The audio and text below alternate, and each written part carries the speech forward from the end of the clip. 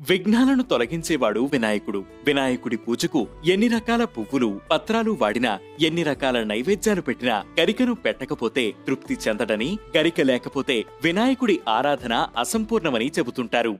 గజాననం భూతగణాధిసేవితం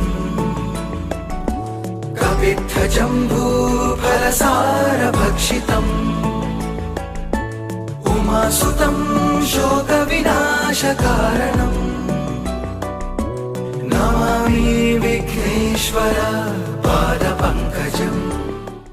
పురాణాల ప్రకారం ఒకప్పుడు అనలాసురుడు అనే రాక్షసుడు దేవతలను, ఋషులను భయపెట్టడం ప్రారంభించాడు. అతను చేసే దౌర్జన్యానికి యావత్ సృష్టి నివ్వెరపోయింది. ఈ సమస్యను పరిష్కరించమని దేవతలు వినాయకుణ్ణి ప్రార్థించారు. వినాయకుడు అనలాసురుణ్ణి చంపడానికి అతన్ని మింగేశాడు. కాని అనలాసురుడి శరీరం వల్ల కలిగే తీవ్రమైన వేడి కారణంగా వినాయకుడు భరించలేని బాధను అనుభవించాడు. ఈ నొప్పిని తగ్గించడానికి ఋషులు గరికను ఉపయోగించారు. వినాయకుడి శరీరంపై గరికెను ఉంచారట. అలా ఉంచిన వెంటనే నొప్పి తగ్గిపోయిందట. దీంతో సంతోషించిన వినాయకుడు తనకు గరికెగడ్డి సమర్పించిన భక్తులకు అన్ని అడ్డంకులు తొలగిపోయి కోరికలు నెరవేరుతాయని వరమిచ్చాడట. అప్పటి నుండి వినాయక పూజలో గరికకు ముఖ్యమైన స్థానం ఏర్పడింది.